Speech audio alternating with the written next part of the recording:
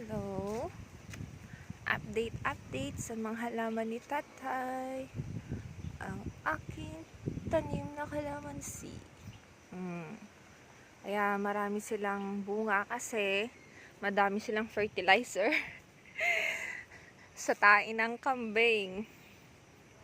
Fertilizer nila is tae ng kambing. And then, binubuhusan ko po sila ng tubig na pinaglabahan ko na may sabon. Para yung mga bunga po nila ay tumuloy. Di naman po tayo eksperto. Sadyang, parang sa tingin mo kung anong makakaganda sa halaman, ganun lang. Kasi baka sabihin nila, mamamatay. Kasi ilang beses ko na po ginawa yun. Kahit may Zonrox po. Kaso nga lang, yung Zonrox hindi naman ganun katapang. Konting-konti lang. Tapos, ito na po yung mga updates sa mga halaman ni Tatay. Yung talong, nakaka-harvest na kami ng konti-konti. Ayan po. Kakaroon na sila ng bunga. May bunga na sila dyan. Ayan. O, say. O, hanggang dulo po yan. Madami yan kung madami lang. Charot. Yan. Ayan.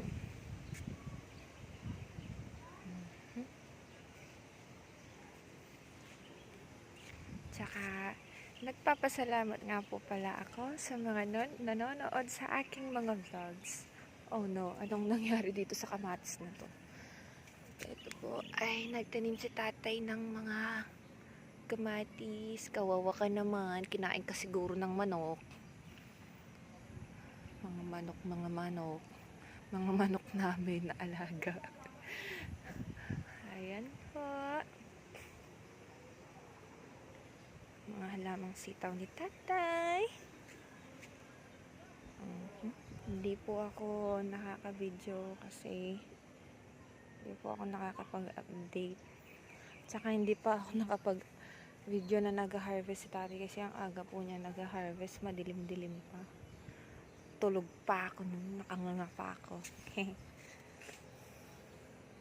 Yan, ang dami na po dito ang bunga. Medyo madami-dami na rin pong nakakuha si Tatay din eh. Yan, sa mga laman na sitaw, di mo po talaga may iwasan ang ganito. Mayroon talagang ganyan. Di makapag-spray ng maayos. Kasi laging umuulan dito. Nag-spray kahapon si Tatay. Pagkatapos siya mag-spray, ay patay na ulan. Kaya ho, ganyan na.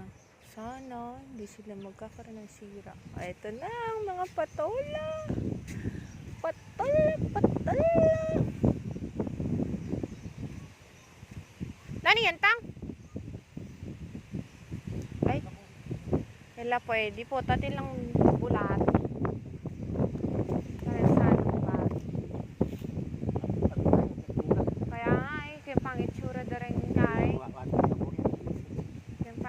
Dareng bulong dareng ipin. O, see. Ito, huli po itong tanim. Katulad ng dito na, o na itong mga to.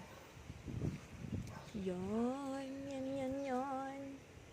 Ay, lapang binukadkad ka ay bulaklak ng dragon fruit.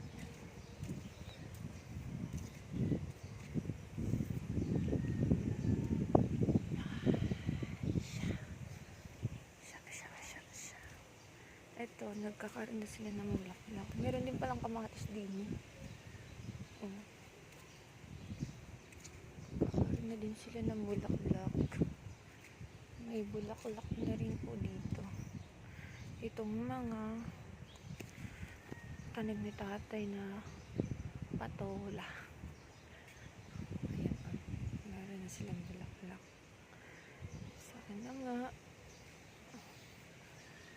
Sana naman ulan. Huwag ka po sanang manira ng halaman kasi sayang ng pagod ng Tatay ko. Kawawa. Yan lang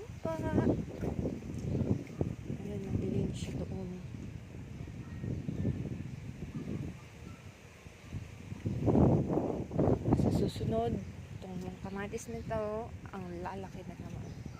Sila na naman ang bibigyan ko ng update. Ito, meron na rin silang bulaklak. Nag-uumpisa na sila. Oh, yan. Sa mga katabi ng sitaw. O, diba? Oha. Yan ang bunga ng mga sitaw.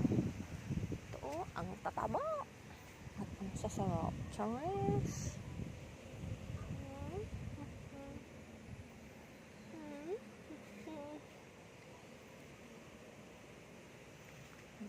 Ang gaganda, ang tataba. Tutubo. Hanggang sa ilalim, mayroon. Shice! Ayan. Dami. Grabe, ang dami. Taas pa. Shucks. Tchanan! Dito po tayo. Katabi po sila ng patola din dito. Tapos meron pa po doon sa kabila. Doon taba, oh. Bala nito. Antong masarap i-harvest. Tapos ilaga mo. Saw mo sa bagoong isda na may suka. Ay, mabubuhay ka talaga. Yan. Napon, manyadya sana. Minaw siya kako. Para sana natin lang kanong kahit tang apang ang damo kano. Kaso wala na akong mambali. Yan. Ang dami.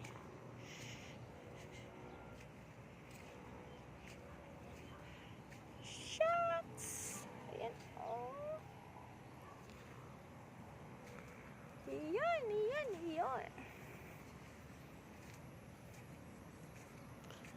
Ayan po ang aking mga laging kambing. Tapos banda doon po yung mga baka na nakahiga na kulay puti. 3 po yan. Yung pinakainahin, hindi po sa amin yon. Kasi nakikipag-alaga lang po kami. Kumbaga sa Kapampangan, makipugad. Magkakaroon ka ng sarili mong alaga na hindi ka gumagastos basta't masipag ka lang. Sipag at tiyaga. Ika nga. Ang kambing din po, ang mga alaga kong kambing, share ko lang din, hindi ko rin po yung binili. Wala po akong binili sa kanila kahit isa. Nakipag-alaga lang po ako at napadami po sila.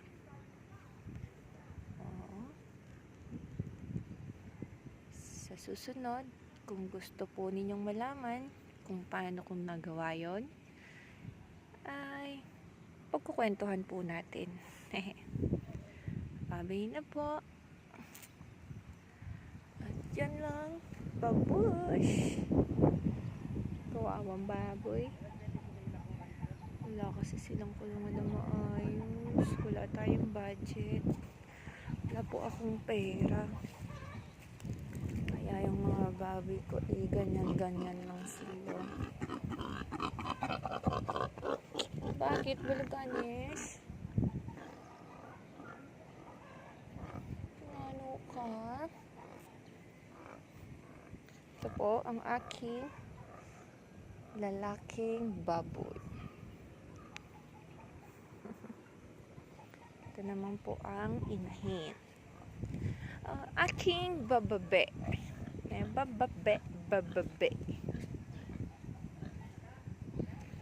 Okay, bye-bye. Pupunta pa po ako ng school maya-maya. Salamat po sa lahat ng nanood ng aking mga vlogs. Thank you very much. Nakakasaya ng puso.